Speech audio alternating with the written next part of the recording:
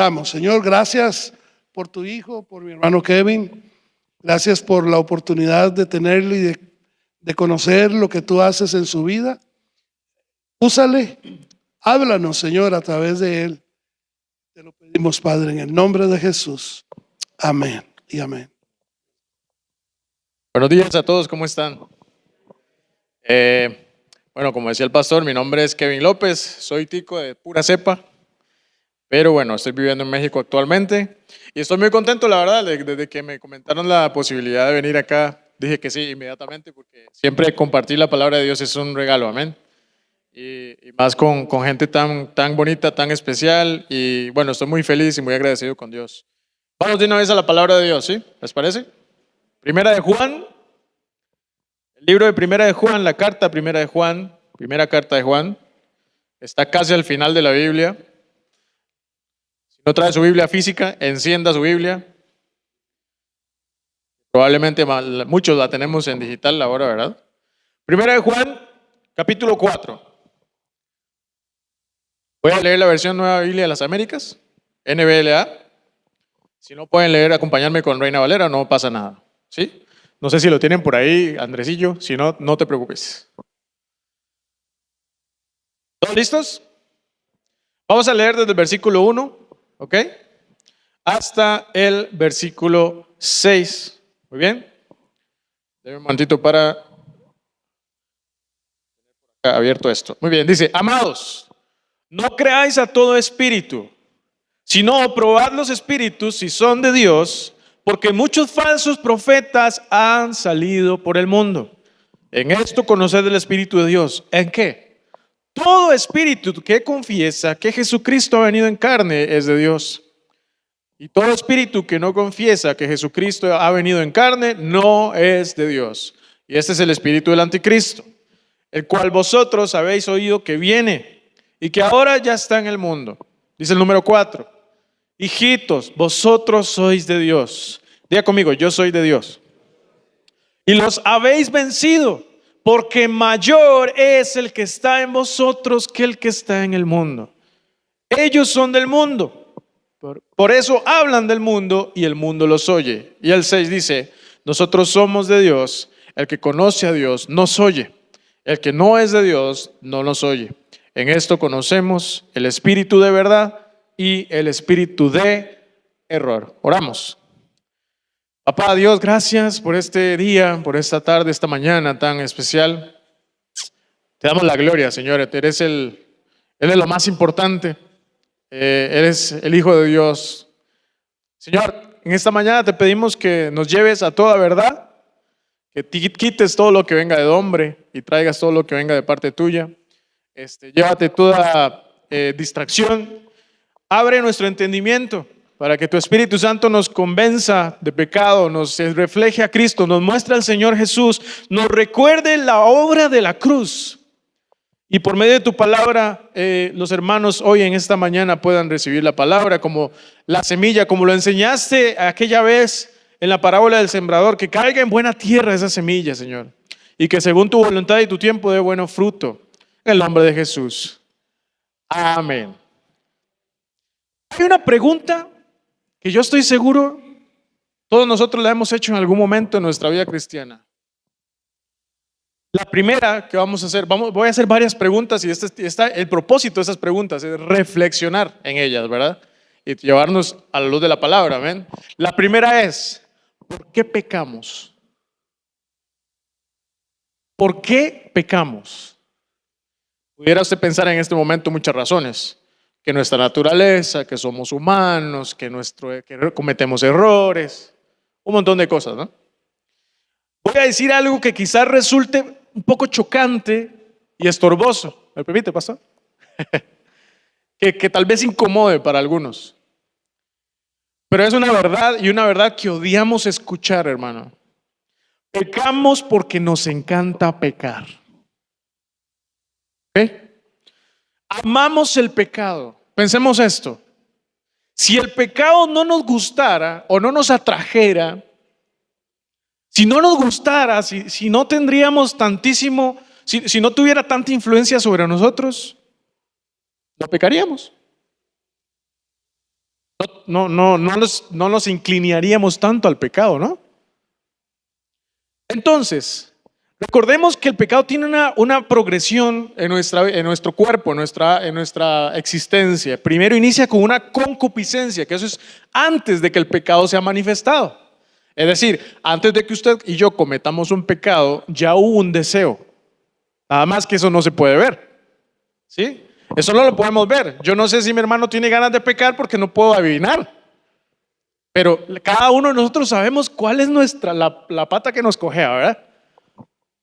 Entonces, esa es la concupiscencia. Lo que pasa es que en algún momento esa concupiscencia se manifiesta y se ve el pecado, se expresa. Ahí es donde caemos en el pecado.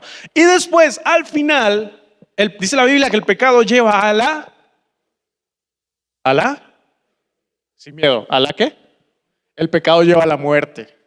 Entonces, concupiscencia, pecado manifestado, muerte. De hecho, aquí está el versículo como para reforzar lo que estoy diciendo. Santiago 1:15 dice, después, los que les gusta tomar notas, yo sé que hay personas que les gusta tomar notas. Santiago 1:15 dice, después, cuando la pasión ha concebido, da a luz al pecado. Ahí está esa pasión escondida que nosotros tenemos por una inclinación a algún pecado. Dice, da a luz el pecado, y cuando el pecado es consumado, engendra la muerte. Eso dice Santiago 1:15. Entonces, para el contexto del pecado en nosotros, tiene una dinámica en nuestra vida cristiana desde que conocemos al Señor, incluso antes de conocer al Señor, ¿sí? O una persona que por ahí no ha tenido mucha comunión con Dios, o apenas está conociendo, o simplemente no quiere tener contacto con Dios. Esta es la dinámica. En principio, cuando una persona está sin Cristo, es dominada por el pecado. ¿Ok? Por eso usted ve gente en el mundo o fuera de la iglesia que no les importa pecar. Que se pegan sus fiestas, se drogan, están consumidos en el pecado, en fornicación, en un montón de cosas que usted y yo conocemos cuáles son, que lamentablemente es lo que ofrece el mundo, ¿no? ¿Verdad? Vemos gente que es infiel a sus parejas, vemos gente que está en corrupción, vemos gente que miente muy fácilmente, que está consumida en el chisme, que ama el chisme. En general, un montón de pecados, póngale el nombre que usted quiera. La persona sin Cristo es dominada por el pecado. Cuando usted y yo llegamos a los pies de Cristo, gloria a Dios por eso, el pecado sigue en nosotros, pero ya no nos domina. ¿Ok? Ya el pecado no es nuestro Señor. Lo ideal en este punto es que ya ahora Cristo gobierne en nosotros. Amén. Por eso dice, las cosas viejas ya pasaron. Ahora todas son hechas. ¿Okay? De hecho, Pablo lo dice en Romanos 6:12, dice, por tanto no reine el pecado en su cuerpo mortal para que ustedes no obedezcan a sus lujurias. Es decir, la tendencia a pecar y la caída al pecado es porque todavía el pecado nos sigue gobernando. ¿Sí? De hecho, también Pablo ahí más adelante en el versículo 14 del capítulo 6 dice, porque el pecado no tendrá dominio sobre ustedes, pues no está bajo la ley, sino bajo la gracia. En el Reina Valera dice, el pecado no se enseñoreará de vosotros. O sea, ya no va a ser nuestro Señor el pecado. Esto estando en Cristo. Y la última etapa del pecado es cuando ya desaparece. Y hermanos, eso va a ser hasta que venga el Señor y nos lleve. ¿Sí? Si usted pretendía, si hay alguien acá que pretendía algún día llegar a ser perfecto, sin pecado, siga esperando. Hasta el día de Jesucristo, dice Pablo, Él la perfeccionará hasta el día de Jesucristo. Dice, la luz va en aumento hasta que el día es perfecto. Estamos en este cuerpo, mientras estemos en este cuerpo y de este lado del cielo, hermanos, el Señor va a ir perfeccionando su obra. ¿Cuál es su obra? Nuestra santificación y la glorificación con Él hasta cuando Él venga. Entonces, sin Cristo gobierna el pecado. En Cristo ya no nos gobierna el pecado. Sigue en presencia el pecado. Si seguimos con el pecado en nuestro cuerpo, con nuestra carne, pero ya no nos gobierna. Estamos en Cristo. Y la última, cuando estamos glorificados en Él, ya no hay pecado. ¿Ven? ¿Vamos ahí? Entonces, hermanos, entendiendo ese contexto que les hice, una pequeña introducción, cedemos al pecado porque nos parece atractivo, placentero, beneficioso, ¿verdad? Favorable, en general un montón de cosas que a nuestro cuerpo se nos hace fácil acceder porque qué rico, porque qué agradable, qué bien se ve, qué bien se siente. De hecho, Juan 3:19, eso es como algo que lamentablemente nosotros, desde que entendemos lo que pasó en el Edén con Adán y Eva, estamos, digamos, una predestinación. Y este es el juicio, dice Juan 3:19. Este es el juicio, dice la Reina Valera, y esta es la condenación, que la luz vino al mundo y los hombres amaron más las tinieblas que la luz. Sus acciones eran malas, Juan 3:19. Entonces son nuestros deseos profundos los que ponen el pecado a controlar nuestras acciones y a veces incluso nuestras decisiones, hermano. Decidimos basándonos en la tendencia al pecado y eso es un peligro. Por eso hoy en día hay mucha gente llevando consecuencias de malas decisiones anteriores. La gasolina del pecado en nosotros son nuestros deseos, nuestros afectos. Y si nuestros afectos no están basados en Cristo, hermanos, vamos a seguir sirviéndole al pecado. Y la Biblia dice, no puede servir a dos señores. ¿Ok? Entonces, vemos a Juan, en esta carta, la primera carta, vemos a Juan advirtiendo de falsos profetas. Y en general de lo que no viene de Dios, ¿verdad? Es lo que acabamos de leer en el primer versículo que leímos. Espíritus falsos, engaños del mundo. Es contra lo que generalmente luchamos nosotros los cristianos, o por lo menos los que queremos agradar a Dios. Este mensaje se llama amores que matan, o amor que mata. ¿Ok? No es la canción Amores que matan, no, esa no, ¿verdad? Todavía hay unas risas ahí, ya se identificaron. ¿Ok? Entonces, importante, ¿contra qué luchamos? ¿Contra qué luchamos? Fácil. Nuestra carne, contra el mundo, contra Satanás. Nuestra carne, el mundo, y Satanás son nuestros enemigos. ¿Sí? Entonces, voy a enfocarme ahora, muy importante. Ya aclaramos un punto importante, que nuestros deseos son los que nos llevan al pecado, nos conducen al pecado, ¿sí? Ahora, el amor al mundo. Cuando la palabra se refiere al mundo, vean que en ese primer capítulo que leímos, en esos primeros versículos, que en el mundo hay falsos profetas, hay falsos espíritus o cosas que no vienen de Dios. Entonces, esto, y vean que es muy importante, dice el primer versículo, léalo ahí el versículo 1, 4:1. No crean o no se dejen guiar. Vean cómo empieza. Entonces, cuando la palabra se refiere al mundo, no se refiere al mundo físico, obviamente estamos en un mundo físico, pero se refiere al sistema del mundo. Se refiere a las leyes del mundo, a lo que el mundo tiende a hacer, a lo que al mundo le parece correcto, satisfactorio, lo que el mundo se inventa básicamente para llenar los vacíos de placer del hombre. Entonces, cuando se refiere también a este siglo, Pablo decía, no se conformen a este siglo.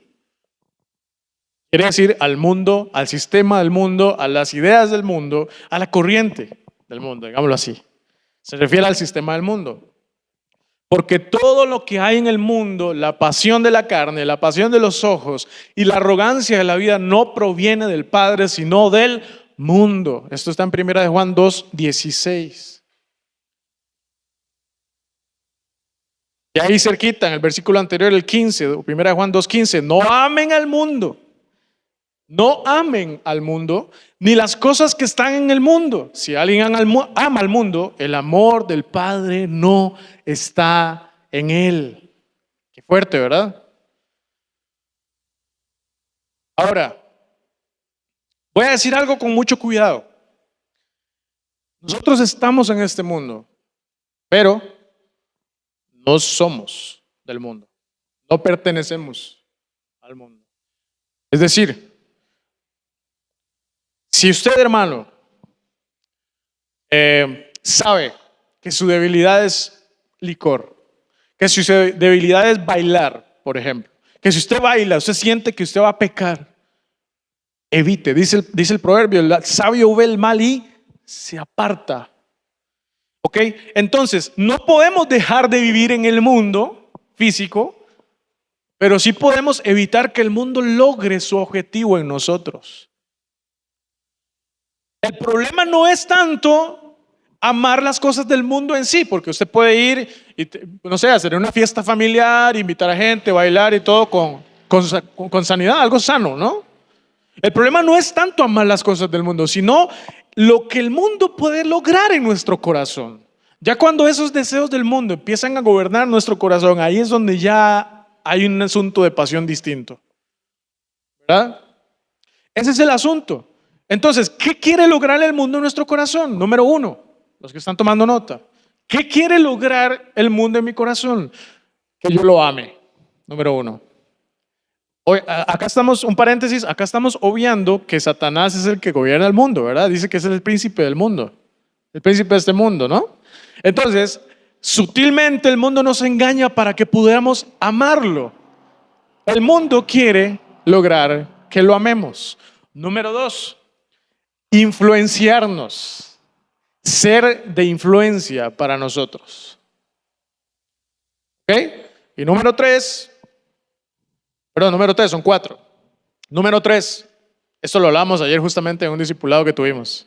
Ahí lo agregué. Primero, lograr que yo lo ame. Segundo, ser mi influencia. Tercero, conformarme a Él. O sea, acomodarme al mundo, a que yo me acomode a Él. ¿Sí?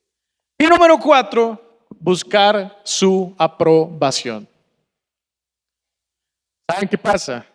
Que cuando nosotros necesitamos la aprobación del mundo, entonces nosotros empezamos a hacer cosas que no son correctas.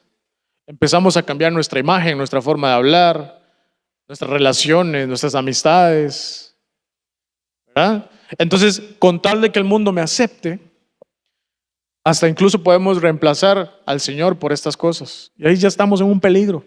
Entonces, hermanos, el problema no es tanto amar esas cosas del mundo, sino lo que el mundo pudiera llegar a lograr en nosotros, en nuestro corazón, reemplazar la pasión, dominar nuestra mente, alterar nuestra forma de tomar decisiones. Ese es el peligro. Porque justamente el mundo está bajo el dominio de Satanás. De hecho, Primera de Juan también dice en el capítulo 5, 19, porque el mundo está bajo el dominio de... Dice, perdón, eso estaba leyendo yo. Sabemos que somos de Dios y que el mundo entero está bajo el poder del maligno, dice. ¿Ok? Ahora, ¿ustedes creen que Satanás busca que le seamos fiel con un pacto satánico o con un ritual? Hay una iglesia abandonada, vieja, que ven en las películas de terror, así como todo el bicho raro, ¿verdad? ¿Ustedes creen que Satanás busca que nosotros seamos fieles a él con ese tipo de cosas? Eso afecta porque a la larga sí es ocultismo, pero eso es otro tema. Pero más que eso, Satanás es tan sutil, hermanos, que utiliza todo el sistema del mundo sutilmente para que usted y yo seamos fieles a nosotros mismos. Porque ¿cuál es el mensaje del mundo? ¡Hey! Usted puede. Hay algo grande dentro tuyo que te va a permitir salir adelante. Ámense mucho. La mentira ahí sutil del amor propio. ¿Saben qué pasa con el amor propio? Con todo el respeto, si hay alguien aquí que enseña esto y todo, con todo el respeto, si nos amamos demasiado, no vamos a ver maldad en nosotros. Y si no hay maldad en nosotros, si no hay nada que curar de nosotros, no necesitamos un Salvador. Si usted cree que entre usted y Dios todo está bien, entonces ¿para qué mandaron a Cristo?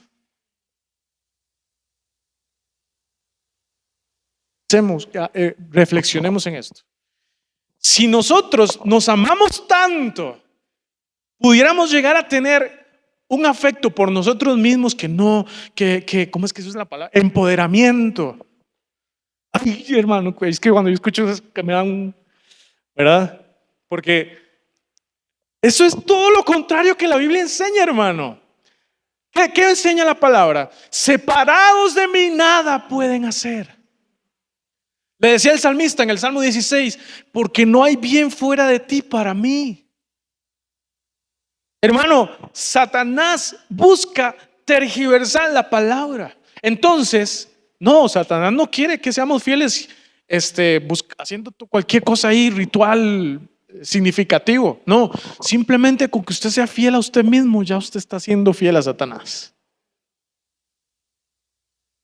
Esta es la razón por la cual el mundo busca influenciarnos. Porque el mundo es lo que vende. Solo se vive una vez. ¿Verdad? ¿Cuántos han escuchado esa frase? Que si alguien te ofendió, ¿qué es lo que te dice el mundo? Vaya, devuélvasela. Date ese gusto, te lo mereces. Ay, cuidado, hermano, cuidado. Si usted y yo somos personas que queremos buscar agradar a Dios, tenemos que tener cuidado con esto. Entonces, otra pregunta para reflexionar el día de hoy. ¿Estamos realmente luchando contra el mundo, contra el pecado? ¿O más bien nos estamos haciendo muy amigos del mundo, muy amigos del pecado, pensando incluso que nuestra salvación ya está asegurada? Entonces por eso ya la hicimos. Por eso ya sabemos que contamos con el perdón y la gracia de Dios. Entonces ya la tengo, ya el Señor me perdonó. Hermano, ¿sabe cuál es una señal muy clara de una persona que sabe que es salva? Correr a los pies del Señor todos los días. Entender que puede ofender a Dios en cualquier momento. De hecho, Charles Spurgeon, que es un reformador de hace muchos años, decía: el arrepentimiento en un cristiano debe ser diario. ¿Por qué cree que la Biblia dice muchas veces las misericordias de Dios se renuevan todos los días? Porque todos los días pecamos. Por eso vemos incluso personas que vienen a la iglesia, escuchan la palabra, reciben la palabra, se alegran, pero pronto vemos que caen de nuevo en lo mismo. Estoy seguro que usted está pensando en alguna o que otra persona, pero piense en usted mismo primero. Vemos que le cuesta avanzar, que le cuesta levantarse de ese pecado, de esa adicción, de cualquier otra cosa. Y de repente vemos que es una persona inconstante. Que a veces sí, a veces no, que está muy bien por un lapso de tiempo. Yo tengo una parte de mi familia que todavía no conoce al Señor, que de hecho un tío hace unos meses, el año pasado, no, en abril más o menos murió. Y son de esas personas que usted ve que se superan un ratito, pero ya después vuelven otra vez a lo mismo. Y les cuesta, y les cuesta, y les cuesta. Y tal vez usted y yo que estamos acá no somos personas adictas al alcohol, a drogas o algo así, pero sí tenemos una lucha con el pecado, un pecado específico. Y usted dice: hey, ¿por qué me cuesta tanto? ¿Ven lo que dice Lucas 8? Estamos hablando de la parábola del sembrador. Lucas 8, verso 14. Acá el Señor está enseñando la parábola del sembrador cuando tira una semilla y cae en los espinos, cae en las rocas, cae en otros lugares, se rechaza, y cuando cae en la buena tierra da buen fruto, ¿verdad? Y en el verso 14, Lucas 8:14 dice: la semilla que cayó entre los espinos son los que han oído, y al continuar su camino son ahogados por las preocupaciones, las riquezas, los placeres de la vida, y su fruto no madura. Fuerte, ¿verdad? Entonces, por esta razón es que vemos que hay gente que le cuesta avanzar, o que nos cuesta, vamos a hablar por nosotros, por eso nos cuesta avanzar, porque estamos amando más otras cosas. Estamos amando y dándole prioridad en nuestra vida a otras cosas. Obviamente la caída del pecado surge, ¿verdad? Ya sabemos la historia en Génesis 3, cuando Satanás miente, le convence a Eva de que lo que Dios dice es una mentira, y no vas a morir, le dice. ¿Con qué vas a morir?, te dijeron. ¿Verdad? ¿Sí o no que esto es una ilustración del mundo del día de hoy? ¿Verdad que sí? Es una contradicción del evangelio. Cada mentira de Satanás es una propuesta contraria a lo que el evangelio y la verdad nos enseña. Vamos otra vez a primera de Juan 4:1, dice: amados, no creáis todo espíritu. No creáis a todo espíritu, porque sabe que el mundo Es muy claro acá la palabra.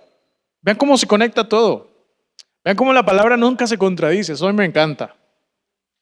Amados, no creáis a todo espíritu, porque obviamente nos van a mentir, hermanos. Te van a mentir.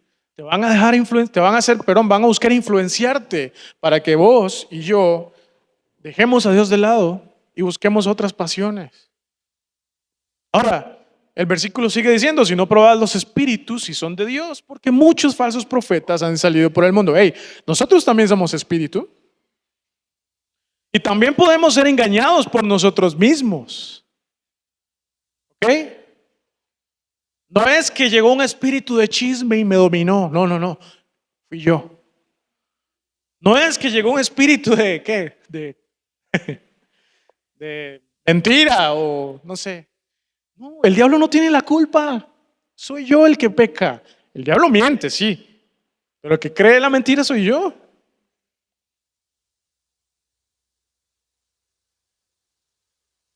Satanás busca esa lealtad cuando nosotros le creemos las mentiras. Mira que se me caiga esto. Ahí está. ¿Verdad? Seguimos. Entonces, una gran pregunta. Estamos hablando de todo lo que hace el pecado y, ¿verdad? Pregunta importante. ¿Cómo vencemos al pecado entonces? Si el pecado todavía está en mí y me cuesta mucho y cedo y sigo cayendo y me lamento y uno se siente culpable y, bueno, si se siente culpable es una buena señal. ¿Verdad? Sí, y uno se arrepiente y al otro día vuelve a caer qué difícil. ¿Cómo vencemos ese pecado entonces? La respuesta es esta: con un amor mayor. Como vimos al principio, estando en Cristo el pecado ya no nos domina. ¿Se acuerdan? ¿Nos acordamos? Entonces, amamos al pecado por naturaleza. Nuestro cuerpo ama el pecado, ama complacerse a sí mismo, ama buscar aprobación, ama llenar sus placeres de alguna manera. Y obviamente lo atractivo es lo que más vamos a buscar. Entonces, la única manera de vencer ese pecado es con un amor más grande. Amando más otra cosa, amando más a Dios. ¿Ok? Usted me podrá decir, hey, pero este hermano ¿qué piensa? Que yo no amo al Señor. Eso no está poniéndose en duda, hermano. Usted puede decirme a mí, yo amo al Señor, yo amo a Cristo, amo la obra del Señor y sí, yo le creo. Puede ser que amemos todos al Señor, genuinamente, pero al pecado lo amamos más. Y por eso es que no podemos dejar de ceder al pecado. Pecamos, o sea, la razón de pecar no es porque dejamos de amar al Señor, es porque en el momento del pecado amamos más otras cosas que a Dios. Es como cuando las mismas palabras que un esposo infiel le dice a su esposa: amor, yo te amo. Esa otra relación no significa nada. Ese momento de pasión con esa otra persona no significa nada. Y puede ser que sea cierto. Es verdad, puede ser que sea verdad. Puede ser que la persona, que la esposa es amada en su casa, pero en el momento de la infidelidad, el esposo amó más al pecado y a la otra persona. Es igual nosotros. Señor, yo te amo, pero es que por este ratito nada más voy a pecar un ratito. Yo te amo. ¿Verdad? No es que el pecado sea invencible, hermano. No es eso. O que tiene un poder incomparable sobre nosotros. Es que nosotros tenemos un corazón dividido. Y por eso le damos potestad al pecado de dominarnos. Repito lo que dice Pablo en Romanos 6:12. No reine el pecado en su cuerpo mortal, para que ustedes no obedezcan a sus lujurias. Hermano, el amor controla. ¿Qué cosas no ha hecho usted por amor? Los que están casados o que tienen novia. ¿Qué cosas se acuerdan ustedes que hicieron por amor? Ahí está cobiando, ¿eh? Viajan un montón. Compran cosas que ya después se quedan sin sueldo por complacer a la mujer. La mujer prepara una super cena para el esposo, para el novio en una fecha especial, qué sé yo. Por amor, usted hace cosas. El amor controla nuestro afecto por las cosas, controla nuestro comportamiento. Entonces, si el amor al pecado le da poder a ese mismo pecado sobre nosotros, entonces la única manera de no permitir ese gobierno del pecado sobre nosotros es amando más a Dios. Es la única forma, hermanos. Si la fuente y manifestación del pecado surge en nuestro amor por Él, hay que matar la fuente, hay que matar el amor por ese pecado, disminuirlo. Y la única forma de derrotarlo es prohibiéndole nuestro afecto, ¿cómo se dice?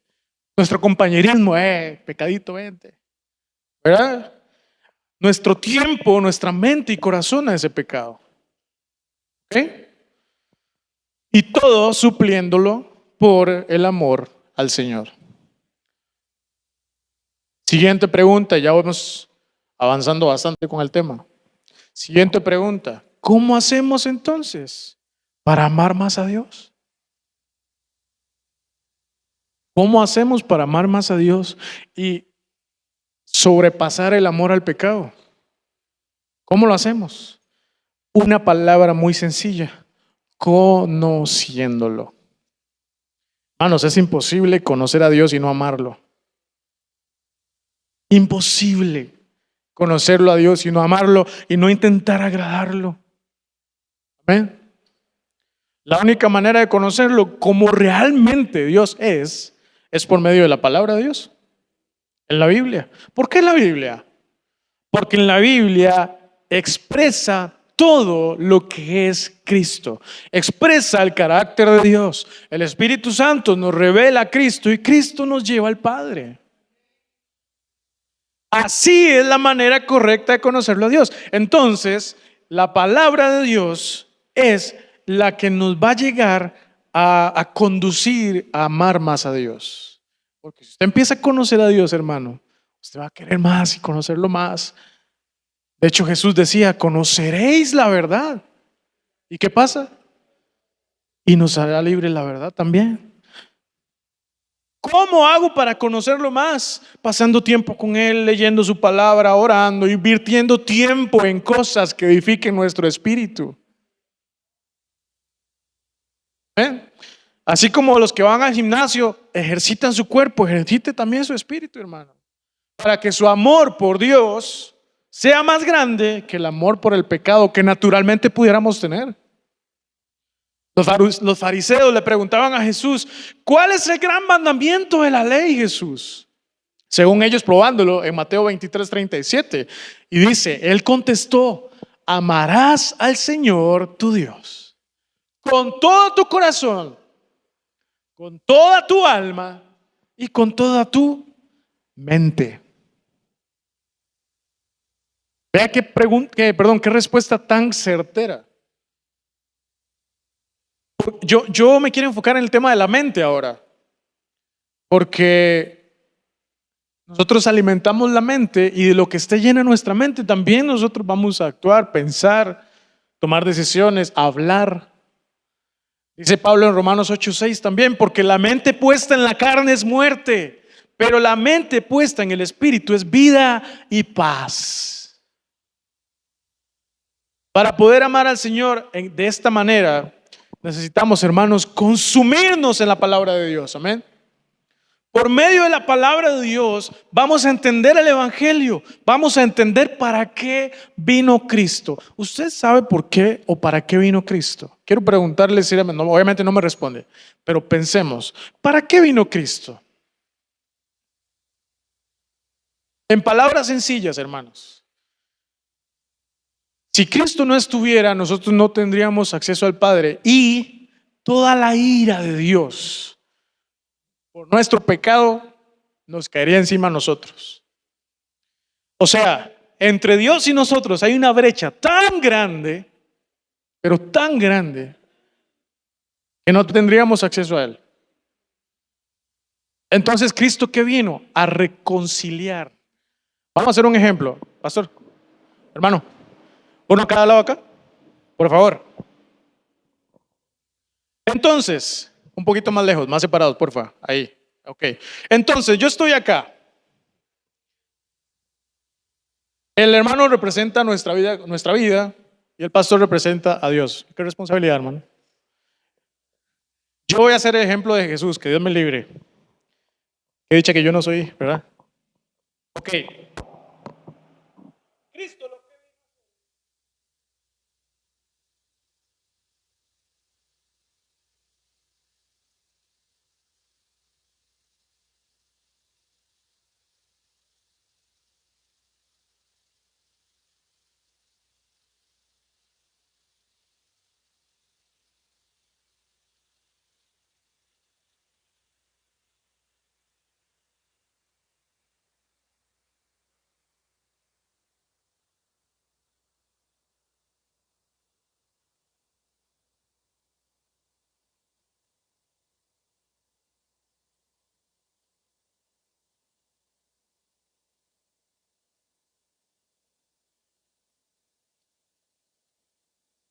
Eso es lo que vino a hacer Cristo. Es hermoso, ¿verdad? Gloria a Dios por eso. Gracias a Dios por Cristo, amén. El amor al pecado hace que perdamos el asombro por esta obra de Cristo. El amor al mundo o a las cosas del mundo nos hace olvidar lo que Cristo vino a hacer. Por eso pudiéramos agregar en nuestras oraciones el Espíritu Santo nos haga recordar. Decía Jesús cuando se iba, hey, les conviene que yo me vaya. Va a venir un consolador que Él les va a hacer recordar las palabras. En nuestra oración pudiéramos incluir, hey, Espíritu Santo, no permitas que se me olvide la obra de Cristo en la cruz. No permites que se me olvide el Evangelio. Esto, hermanos, que acabamos de ver acá, es la obra del Evangelio. Cuando Cristo vino la luz. En nuestra oscuridad no podemos ver el pecado, pero llegó la luz y ahora sí podemos ver nuestro pecado. Ahora, porque vemos nuestro pecado, entonces viene un arrepentimiento. Voy a decir un ejemplo que siempre me ha gustado decirlo. De hecho, Sarita lo ha escuchado y Maga y la gente de la iglesia. Supongamos que esto está cerrado y no hay luz, ¿verdad? Abrimos la puerta, entramos y está todo oscuro, no se ve nada, nada. Quizá de noche y no haya luz. Y resulta que el lugar es patas para arriba, o sea, todo desordenado, sucio, embarrialado, lleno de caca de perro, basura, hediondo. Fue horrible, pero está apagada la luz, no podemos ver. Entonces resulta que llega el pastor y conoce dónde está la luz para prenderla. ¿Dónde está el interruptor, pastor? Aquí. Allá. Ok, llega el pastor y hace clic. Hay luz y entonces ¿qué vemos? El desastre. ¿Ya me está entendiendo por dónde voy? Entonces, cuando la luz se enciende, ya podemos ver el desastre. Y ahora sí, ¿qué hacemos? Limpiar, barrer, echar glade, limpiar las sillas, acomodarlas bien bonitas para la iglesia el domingo. Eso es lo que hace Cristo, hermano. Porque entre más pecado hay, más gracia hay. Donde hay mucho pecado, sobreabunda la gracia. Si usted no puede ver el pecado, pídale al Señor, Señor, permíteme ver lo que hay en mí para experimentar ahora sí la gracia de Dios, el perdón, la salvación, la limpieza de pecado. Amén. Se hizo la luz. La luz vino al mundo, dice. Ajá. ¿Qué pasó con Pedro en la pesca milagrosa? El milagro no fue necesariamente los peces, que sí fue maravilloso aquello y todo. Pero cuando Pedro vio quién era, ¿qué fue lo que hizo? ¿Se acuerdan? Se tiró al piso a decir, aléjate de mí. Soy hombre, ¿qué? Pecador. Eso es lo que genera Cristo en nosotros, hermano. Y solamente por la palabra de Dios. Entonces, el Señor no nos permita perder el asombro por la obra de la cruz. Amén. Dice el salmista 139:14, Salmo 139:14, te daré gracias porque asombrosa y maravillosamente he sido hecho. Maravillosas son tus obras y mi alma lo sabe muy bien. Salmo 119:18, abre mis ojos para que yo vea las maravillas de tu ley. Salmo 119:18. Sin este asombro, hermano, si nosotros no estamos maravillados por lo que Dios ha hecho, por lo que Dios nos ha perdonado, por la obra de Cristo en la cruz, entonces nuestra alabanza y nuestra gratitud sería nula. ¿Alabar? ¿Qué vamos a agradecer? Nuestra adoración sería de plástico. No sería una adoración genuina. Si no conociéramos de verdad. ¿Se acuerdan cuando Jesús encuentra a la mujer samaritana en Juan 4? Él llega y le dice, dame de beber a la mujer. Si conocieras quién te pide agua, no sería yo el que estaría pidiendo. Y cuando Jesús le descubre el pecado a la mujer, bien has dicho, no es tu marido porque tienes como 5 o 6 maridos. Le dice, ella dice, ¿qué profeta eres? ¿Verdad? San Juan 4, los que no lo han leído, es una historia hermosa. Cuando ella se da cuenta que él es el Mesías, ¿qué fue lo que hizo ella? Se maravilló y fue a dar testimonio al pueblo de a quién encontró. Entonces, si no conocemos al Señor, no lo podemos amar. Entonces, nuestra alabanza, ¿cómo sería? ¿Qué alabas? ¿Qué gratitud tienes? Es como mis papás tienen 35, 36 años de casados, mis papás. Mi mamá un día me contaba que obviamente cuando empezaron la relación, todo hermoso, color de rosa, hermosísimo, una cosa hermosa, amor por todo lado, cositas lindas, todo. Cuando pasan los años, los que están casados aquí me pueden confirmar eso. No es que el amor se pierde, es que las cosas cambian. Ahora, la decisión que tomaste de amar a la persona es lo que te mantiene con ella.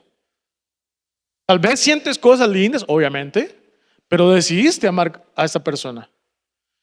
Decidiste amarlo. Entonces, estás con ellos o con ella por una decisión de amor. Ya no es tanto una sensación linda cuando empezaron, cuando eran novios o los primeros días de meses de casados, qué sé yo. Entonces, ese amor fue creciendo y hasta el punto de decir, o sea, puede ser que ya no sienta aquellas mariposas o cosas, pero lo amo y aquí estoy con él o con ella. Y esa decisión es la que los mantiene ahí. ¿Amén?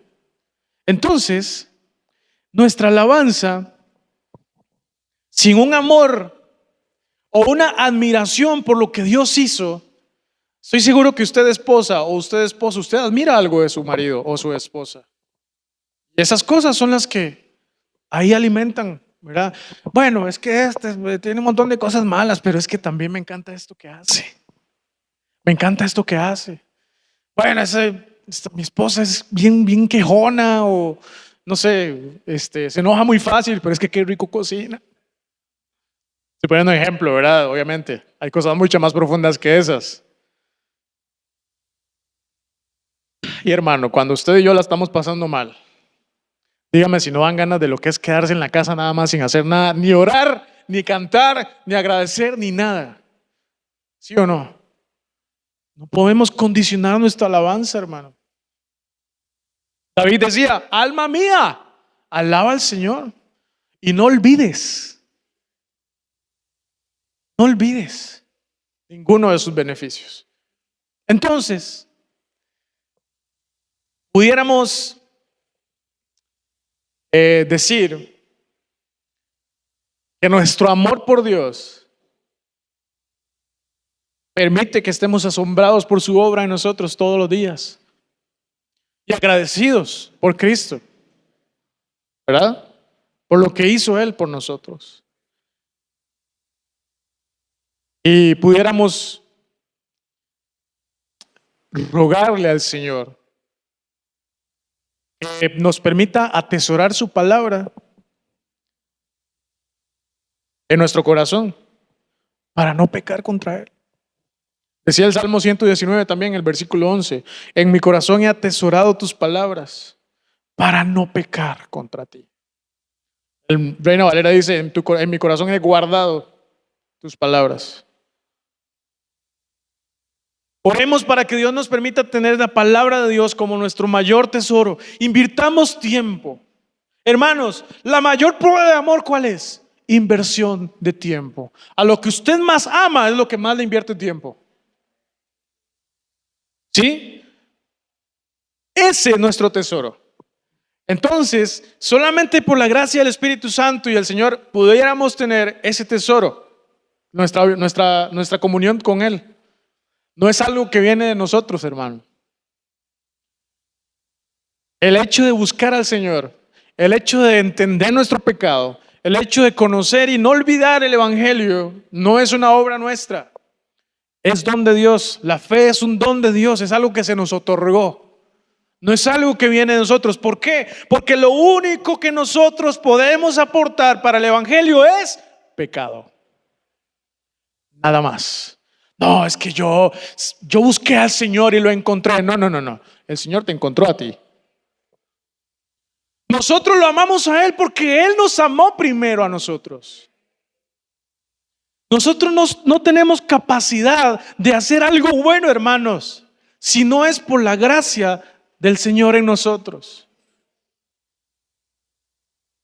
Decía, no me acuerdo cómo se llama el señor que dijo esto, pero dice, todo lo bueno que veas en mí es Dios en mí, y todo lo malo que veas en mí es yo mismo. ¿Sí? Entonces, la búsqueda de la palabra de Dios, la búsqueda de la comunión con Dios, alimentar nuestro espíritu, eso es un regalo de Dios, hermanos.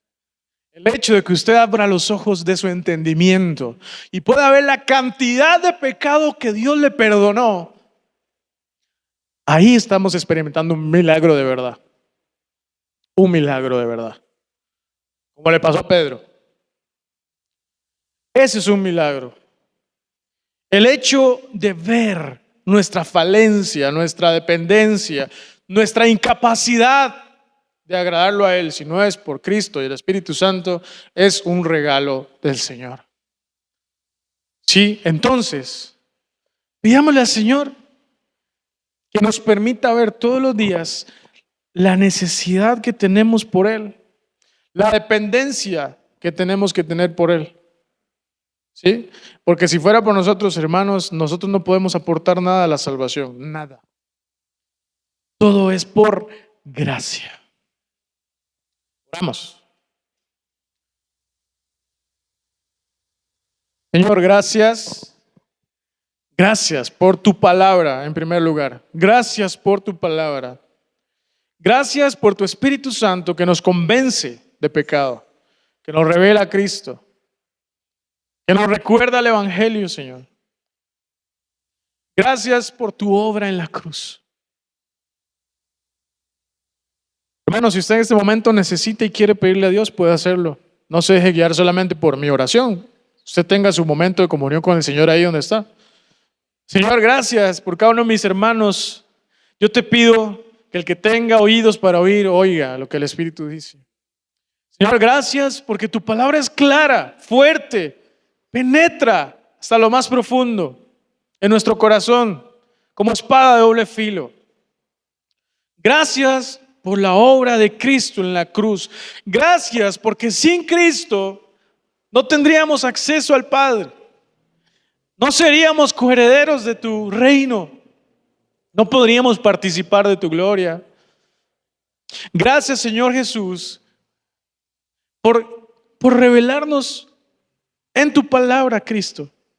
Señor, yo te pido que todos los días de nuestra vida seamos personas arrepentidas del más mínimo error, del más mínimo pecado, y que podamos entender la naturaleza de nuestro pecado, de nuestra maldad, para siempre correr a tus brazos, para siempre correr a tu socorro, encontrar el oportuno socorro en ti siempre.